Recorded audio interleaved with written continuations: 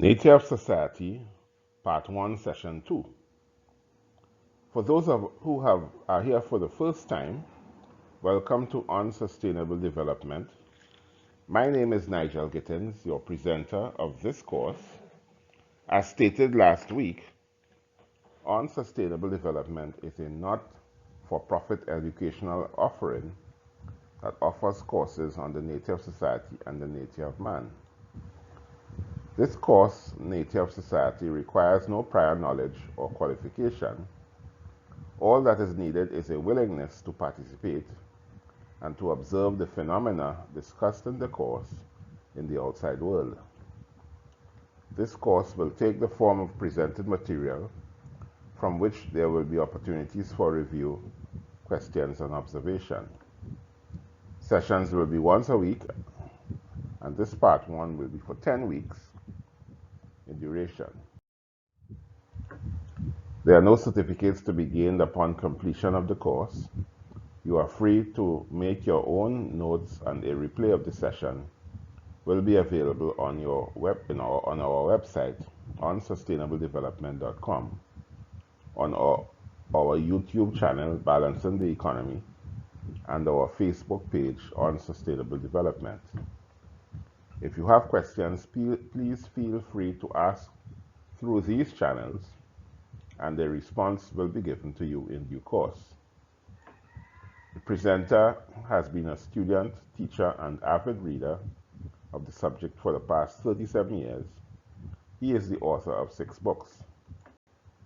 Now on to the study of the nature of society.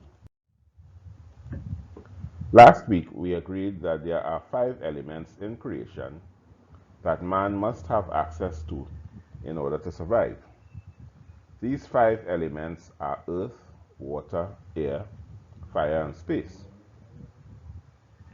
We also agreed that each of these 5 elements are freely given to man by the Creator. We agreed that A, water was freely available except for the cost of purifying and transporting to homes and other places of human activity. B, that air was freely available, but it was becoming increasingly a premium to get fresh air. C, that sunlight was freely available. D, that space was freely available except for limits placed on those who were imprisoned. But E, earth in the form of those habitable lands were not freely available. Our discussion centered mainly on the earth element and those valuable habitable lands. We concluded last week that 1. Land was the substratum upon which all human performance takes place, to display all human talents and satisfy all human desires. 2. The raw materials that are of value to man are not located equally throughout the earth. This gives rise to certain lands being of higher value in the society than others. 3. In terms of convenience to man, certain lands are more convenient to carry out specific economic activities than others. This gives rise to these lands being more valuable than others. And here we have a schematic diagram of the economic landscape of a community that is near the sea. Of course, we have the port, and we have the commercial sites that are nearest the port, adjacent to the port. And then further inland, we have residential sites, which are urban and suburban in nature. And then further inland, we have the industrial sites. And furthest inland, we have the agricultural sites. And of course, with all these sites, there are interspersed vacant sites throughout where these economic activities take place. We looked at this schematic diagram above, which depicted more or less the situation at present, which illustrate the physical landscape from any coastal city port to remote lands inland. The first diagram showed that the many tall buildings on the more valuable sites reflect the economic product or rent potential at these sites. And as you go further inland, this economic product or potential reduces. Throughout this landscape, it is noticed that these valuable sites have adjacent to them many sites that are held out of production or are unproductive or underproducing.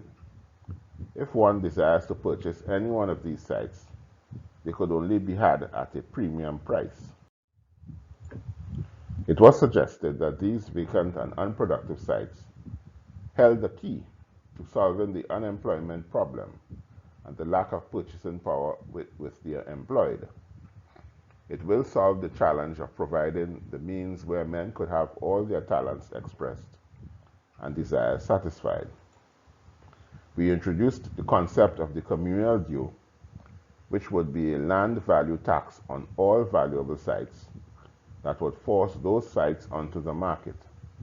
We concluded that this land value tax was justifiable because the economic rent or product produced at these sites were as a result of the demand and patronage placed on them by the community, and not created by any activities, past or present, carried out by the site occupiers or landlords. We were asked to have a look at our own communities to see whether what was offered last week reflected in our observations. What did we find? Please let me get your response. And of course, we take a pause here now to look at my latest publication, Sustainable World, which deals exclusively with the subject at hand, nature of society. And the book is available at Amazon at the link provided there. Or you can just punch in Sustainable World by Nigel Gittins and it would come up. So we will now look at how wealth is created in a society, and for this purpose, we will look at two diagrams. The first diagram says simply that desire or spirit in man, together with raw materials and with knowledge and work, produces those goods and services which satisfy all talents in men and all desires in men. Basic, simple diagram. And the second diagram deals with the man-made world, where man's, on the one hand, and the creation on the other, through work on land, and dependent on the conditions or the point of interaction of work on land, produces the kind of man-made world that we have. And we would go further, we would go more profoundly into this diagram as we proceed in the course. So the creation of wealth to satisfy the talents and desires of all men is a simple process. The desires, talents, and spirit in man, coupled with specific knowledge, science, technology, etc., and work on raw materials, produces all the products that satisfy all his desires and needs. The second diagram is much simpler but more profound. It says that man's work on land produces the man-made world. The work includes all desires, talents, and technology. The land includes all the raw materials, resources, and capital. The interaction of man's work on land is very dependent on the conditions at the point of interaction. If conditions militate against these two coming together, then the man-made world would look very different from that where conditions do not militate against them coming together. This is evident when we look at various countries around the world. It is to these conditions at the point of interaction that this course devotes itself to in large part. Let us consider for the remaining moments in this session these questions. What are the conditions that militate against the coming together of man's work on land?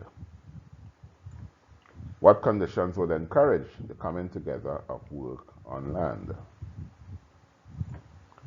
Is the coming together in greater amounts man's work on land, the direction of the solutions to the challenges in society. We close this session by looking at a statement on wealth made by Henry George, an American socio-economist of the late 19th century. And Henry George said, "When we speak of a community increasing in wealth, we do not mean to say that there is more land, or that the natural powers of the land are greater, or that there are more people. For when we wish to express that idea, we speak of increase in population, or that the debts or dues owing by some of these people to others of their numbers have increased.